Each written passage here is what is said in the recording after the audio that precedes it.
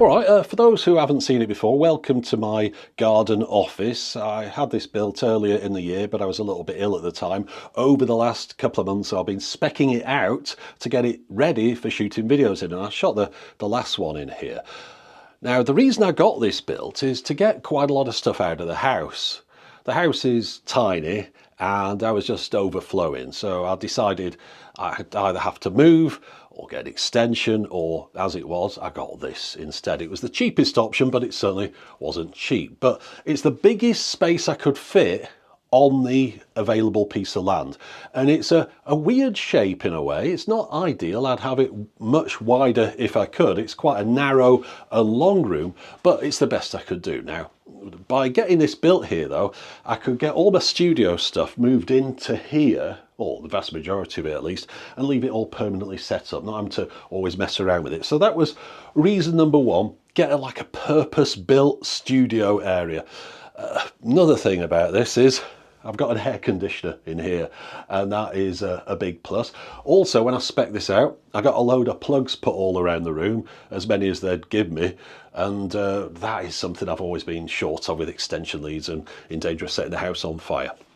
So reason number one, studio. Also, bit more space, so I could perhaps set things up in the future that need a bit of room, and I just didn't have any floor space at all. Well, I've got that now. The other reason was to move the hi-fi into here. In the house it was in a bit of a dingy corner, very difficult to shoot anything, also difficult to rewire stuff whenever I wanted to demonstrate anything new on here. And as a result, you won't have seen it in videos for quite some time. Now I've got it here, I can start showing some more things to do with hi-fi equipment, so that's a big plus. Except I have to wire it all in first. There's a load of wires on the floor down there. I've got a few things connected, but I've got quite a lot more work to do with that. Okay, so we've got a studio, we've got a hi-fi setup. The other thing I thought though, after getting all this set up, that was really what it was for. I had a bit of a brainwave. I thought, I've got an idea. There's one more thing that I could put in here, and that thing is a temporary pop-up compromised home cinema. So not really a home cinema, I suppose, more like a big screen experience, the kind of thing where you get a portable projector, you stick it somewhere around about where I'm stood now, put a screen behind me in front of the hi-fi, and watch some movies in here. Now again, we're dealing with a compromised space here, not just the size of it as far as screens go, but also this is like a prefabricated building, so it can't support a projector screen on the ceiling. If it was a pull down one, it would also pull the ceiling down with it. Similarly, I can't have projector lifts or any of that kind of stuff, so it can't be anything really permanent. It's just something to watch movies on a big screen every now and then. I mean, in the house I've got a nice OLED TV, 75 inch I think, so I watch the majority of stuff on there, but occasionally it's fun to watch stuff on a big projector screen. And also, if I get a projector screen set up in here, I can start reviewing some projectors from time to time, which is something I've always been interested in, but never really had the opportunity to delve into all that much. And there's been a lot of development in them over the last 10 years plus since I last used one. I've had them in the house, but they've never really fitted in particularly well. But as a result of all the ones I've been trying out over the years, I kept most of the equipment, put it into storage, so I can bring it back in here, hopefully, and see if it works in this space. And then if it does, maybe I'll upgrade it as well. For as long as I can remember, I thought it'd be really nice to have a house with a dedicated home cinema room. But then again, I also thought it'd be nice to have a full-size snooker table in another room, a big workshop at the back, and a multi-car garage. These things are all pipe dreams. They're not going to happen.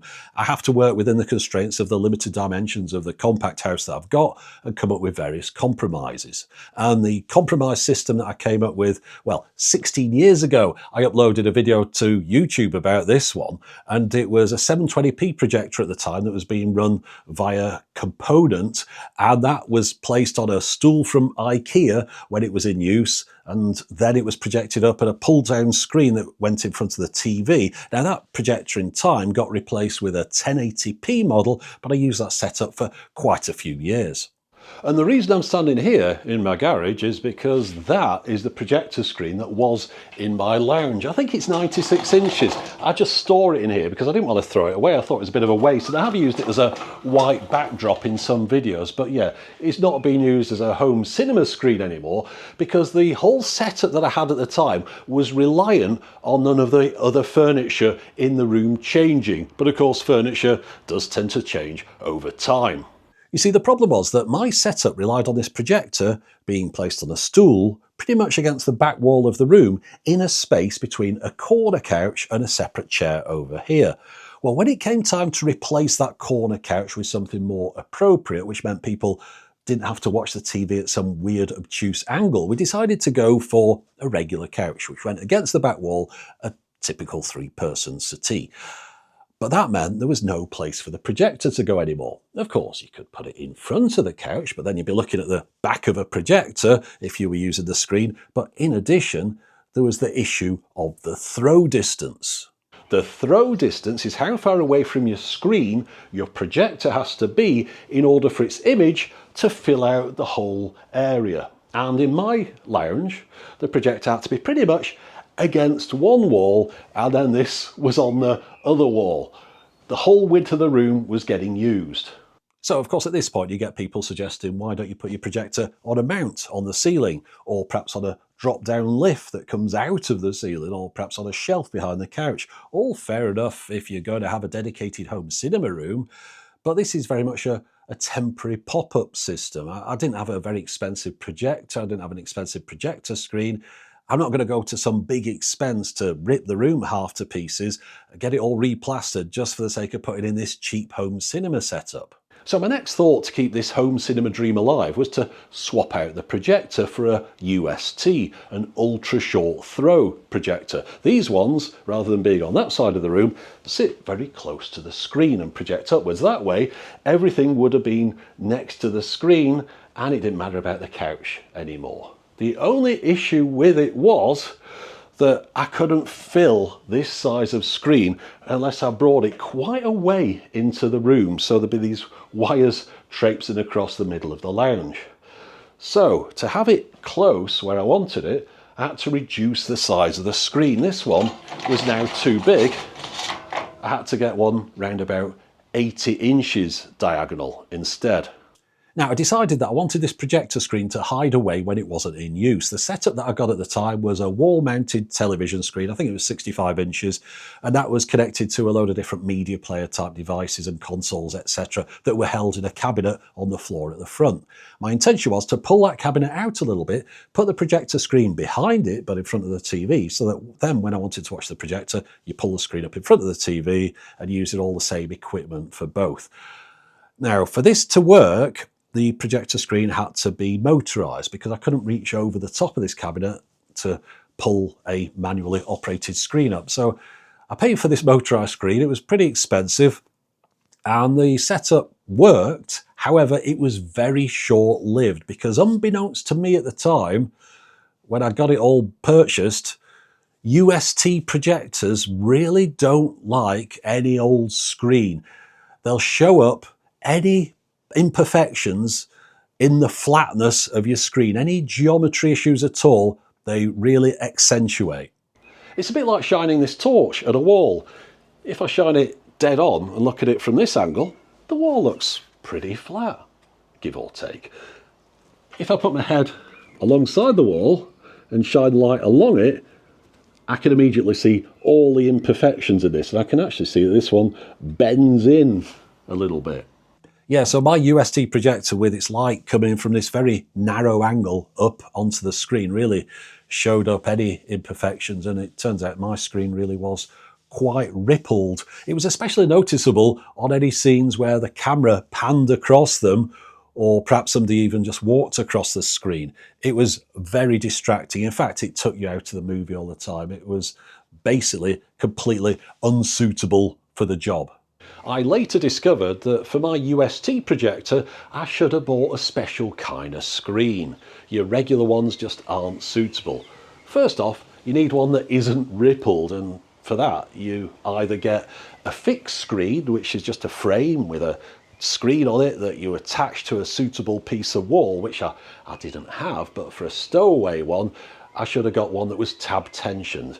That way the screen is held as taut as possible to prevent ripples. But in addition to that, it needs a special kind of coating or light reflection capabilities that are designed more with UST projectors in mind.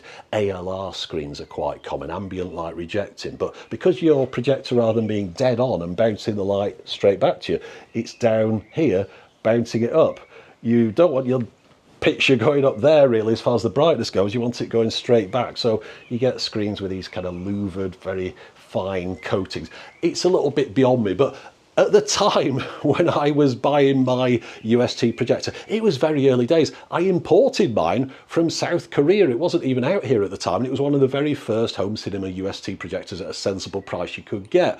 So this information wasn't available, so I just thought you could use any old screen. Well, I was sorely mistaken in that. And you can understand why. That once I decided to just stick with watching TV for movies on my 65-inch screen, which was an OLED, so it was pretty good quality. And then after a few years, I upgraded that to a 75-inch OLED that I ended up just putting away the whole 80-inch screen and projector setup and putting it into storage because I was happy with what I got. It was really quite close in screen size, relatively speaking, but the picture quality was just so much better. Might as well just watch it on the TV. So much simpler as well. Now, I do see these videos from people in the US who have been demonstrating projectors over the years, and they seem to have these massive houses with like a big white expanse of wall, 200 inches of perfectly flat wall, or a massive fixed screen, and those things. Yeah, the projectors will look great on those, but my compromise system just turned out to be too compromised. It'd be nice to have that kind of space to be able to do it properly, but unfortunately that wasn't the case. So yeah, it all just went away into storage, and I ended up for the last, well, how many years would it be? Perhaps 10 years now almost. I haven't had a projector in the house to watch movies on, but that's going to change. Well, it's not going to be in the house, it's going to be in this room here, primarily because it makes more sense to have a projector in here than it does to have a TV. You see, the width of this room, I think it's 2.2 meters. It's a pretty compromised space. Again, compromise is the key word for this video. This is the largest building I could get put on this piece of land.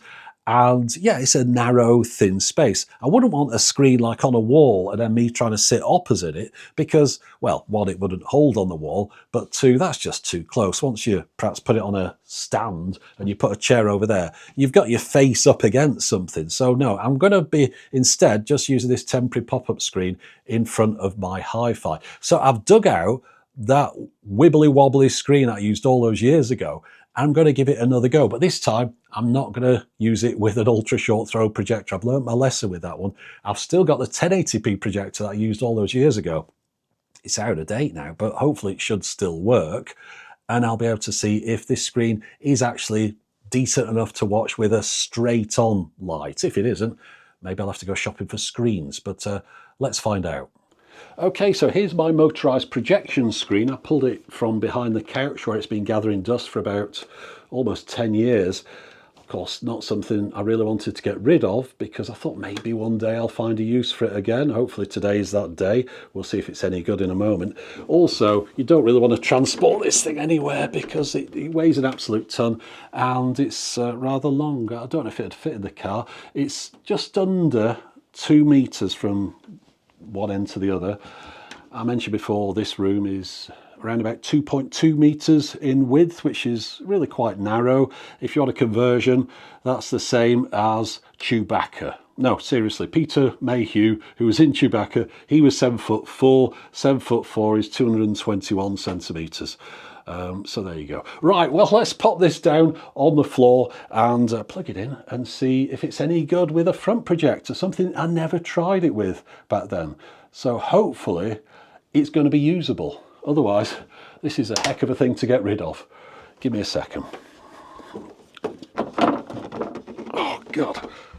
I like the way it's got this handle on it, like you want to just carry it down the shops or something, but it needs to be this way round for the screen to rise up. So they're quite deep, these things. I've got the power lead over here. I'll plug that in a second. And we've also got an infrared extender here, which I'm going to pop in front of it because I think it might have an IR window on this somewhere, but I'm not sure. I'll make sure this one is in a position that the remote can hit. So let's plug it in and see if this thing does anything. Okay, so I'll put some new batteries in the remote. Let's find out. Oh, there we go. Now I think it's a 69 screen, this one, if I remember rightly. I mean, ideally you'd have like a 100-inch screen for your projector, but that's not going to fit in this space. As you can see, that one's pretty much taking up all the space I've got available.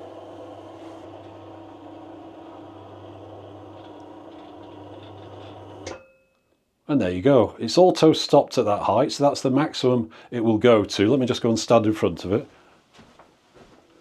So again, just a bit more than myself, probably 2 meters again, I'd imagine, roughly.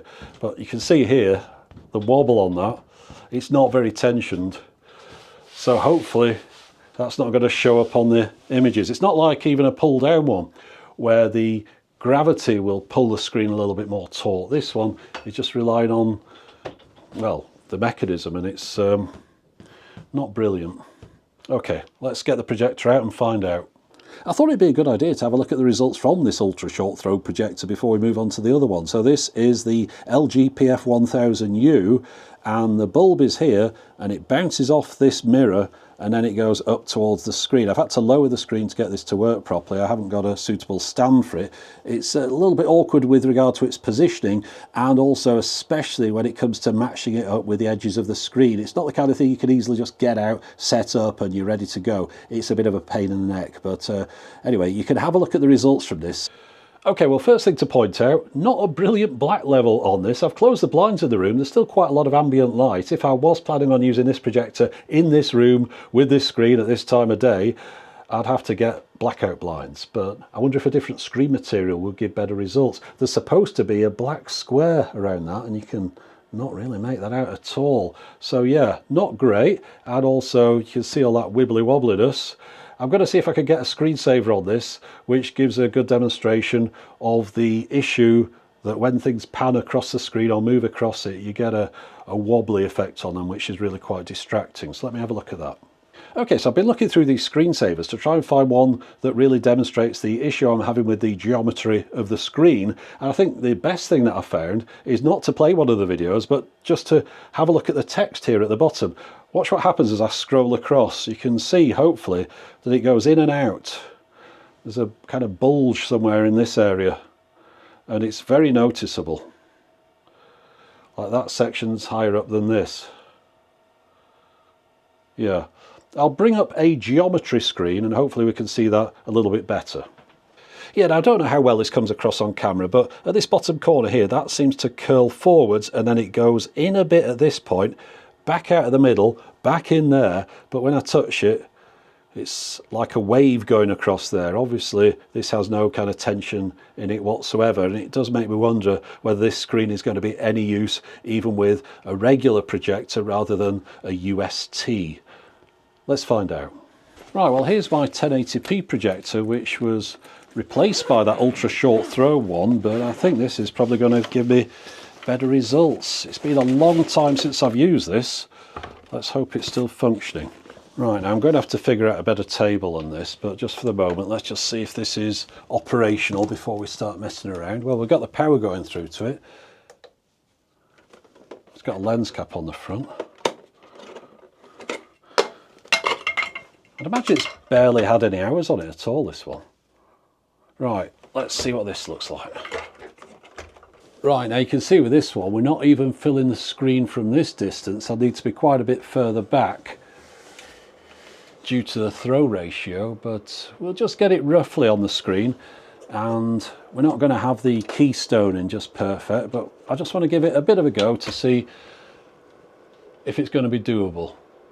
Now this one has proved to be a lot easier to set up than the ultra short throw. It's far more forgiving with regard to its placement, and the addition of a zoom lever on this was of great help in getting this framed properly on the screen. And we've got this big focus ring here as well, and I've got it nice and sharp now as well. Just have a look. Okay, yeah, now this is definitely a lot better. Far more vibrant, sharper, I'm seeing darker areas as well. We've still got quite a bit of ambient light in the room here. I mean, it's not perfect. I'd rather have it darker in here, but this is certainly watchable now. Okay, well, things are looking up. This looks like it might have some merit. I wouldn't have the screen this low, though. You'll see I've got these cabinets behind me at either side, and they can slightly foul the corners of the image. So I think if I was doing this properly, I'd have the screen all the way to the top, and that means having the projector higher up as well. But still, we've got some stuff we can work with here.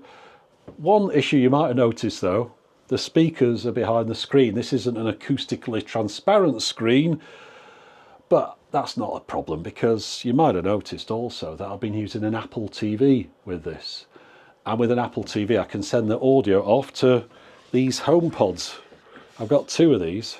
I bought them years ago when they were quite heavily discounted, and never ended up really using them. They went into storage. So like all the other parts of this system at the moment, it's something that I wasn't using, and now I'll be able to call into use because you can send the audio from the Apple TV off to these. And yes, it's only going to be stereo or some kind of surround type effect at times, but still better than nothing. And that's what this whole cinema is about, or home cinema I should say, because whilst your AV enthusiasts will probably get really upset about this and say, oh, you should have a projector here and you should have a fixed screen and you should have this, that and the other. You know, it's one of those things where perfection is the enemy of progress. If I waited till I had the perfect setup, I wouldn't have anything.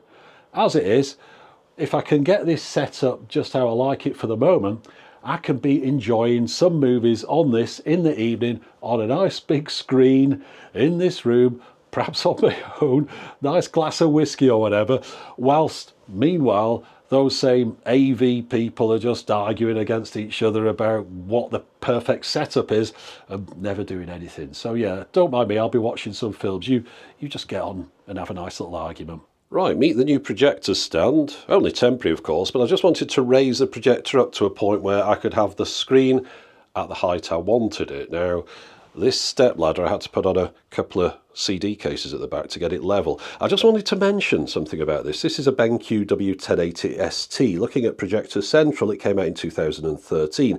The ST suffix means that it's got a short throw. That means it doesn't have to be as far back from the screen as a normal projector would. And you can see here, it's not all that far back, and I'd forgotten that I got an ST, and the reason I must have done is to have it in front of the couch rather than against the back wall. I can't remember now why that didn't work out for me, but anyway, at the moment the projector seems to be doing a pretty good job, although I've got it switched off now, of course, because I'm going to get my speakers set up. Now I've got one, I'm just going to pop it somewhere over here, it doesn't have to be perfect, and then the other one, well, that can go down there somewhere.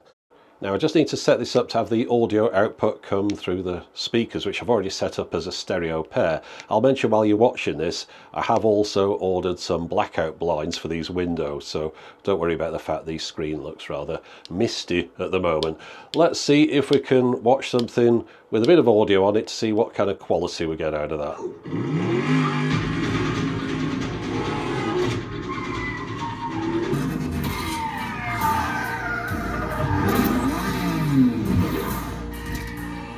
That really didn't sound bad at all. I think it's just right for this space. Yeah, it's not full surround sound, but it's good enough for what I need right now. The screen also appears to be good enough.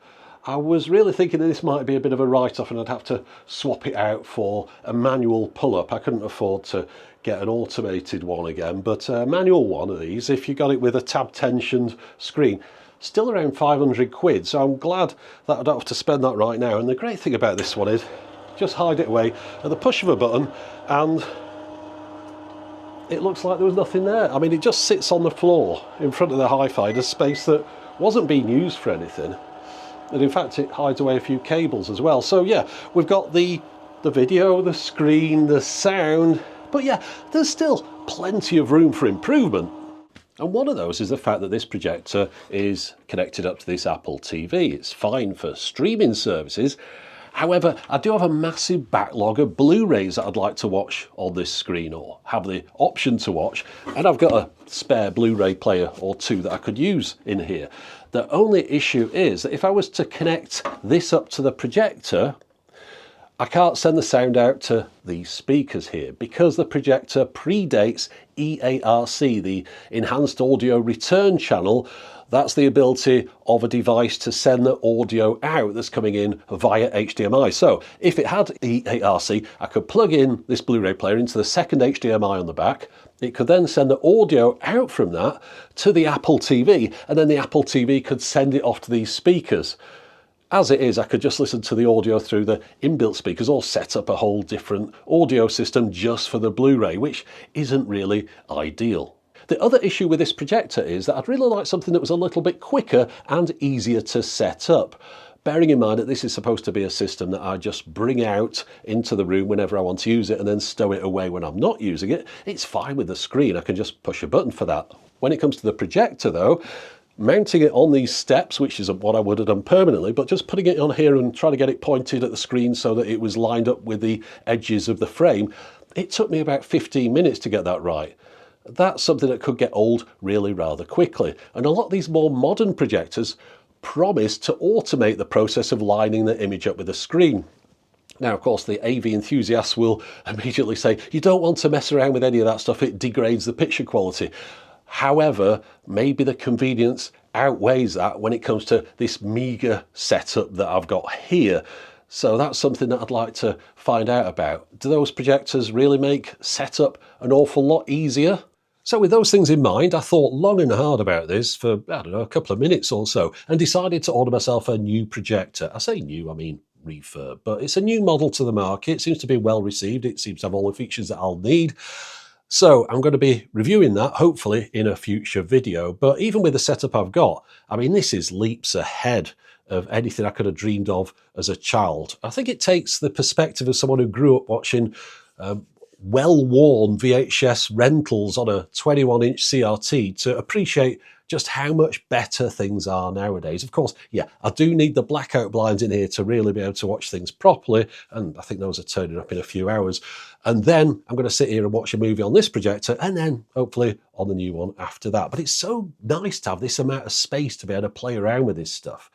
And of course, once I've reviewed this thing, I'm going to be using it for myself. It's not just one of those reviews where somebody gets sent something and then says, yeah, it's brilliant, and then sends it back again. No, this time it's something I bought for myself. So hopefully it'll prove to be a good one. And also, I ended up buying another projector, this time a very, very cheap one.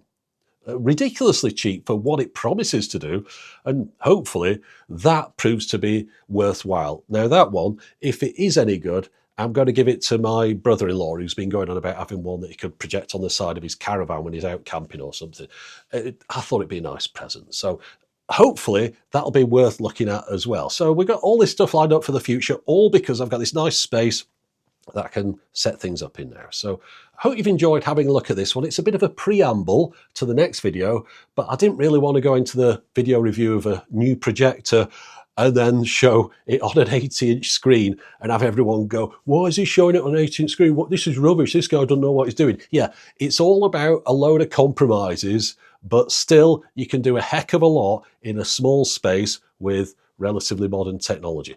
Okay, so it's now the day after the section you've just seen, and I was intending to finish the video at that point, but later on in the evening, my blackout blinds arrived, and you can see I've stuck one up here. They just attach to the wall with suction cups, so only a temporary measure. I just want to show you the difference they make compared to the normal blinds that I've got in here, which aren't blackout blinds.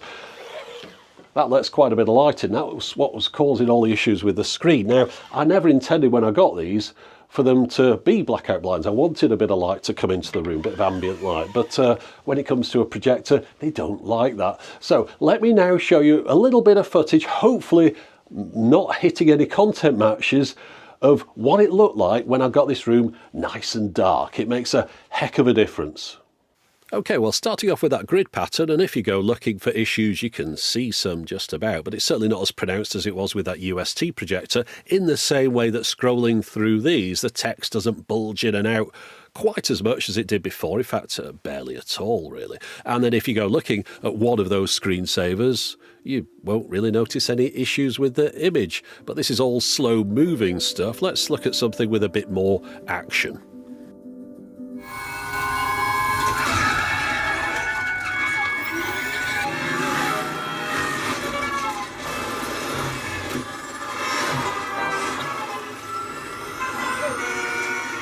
Now, of course, we were watching scenes there with a lot of fast movement, but I didn't really notice any issues with the screen bulging in and out. Perhaps if we were watching a documentary about graph paper, might be a different story. But as far as the brightness of the room with these temporary blackout blinds, it's doing the job, and it just shows what you can do if you just get a few little accessories in a regular room that enable you then to make it into a bit of a temporary home cinema. And I think it's more interesting to see a review of somebody with a temporary setup in a temporary setup rather than these people who will get the portable projector and then go and stick it in front of some big fixed screen in their house with their perfect lighting. I don't think that's the environment that many people here in the UK have access to, so it's always interesting to see how these things perform in the real world. So the next projector I get, 4K, it's going to come in a couple of days or so, and then I'll be able to make my video about it. Hopefully that one will look even better than this, although this one looked perfectly fine. Honestly, if I wasn't reviewing things, I'd have just been happy with that. I'd have got a better stand. That would have done the job. But as it is, I like to test out new stuff, and that's a 10-year-old projector, and I've got one that came out in 2025 to have a look at. So that's for next time, but for the moment, as always, thanks for watching.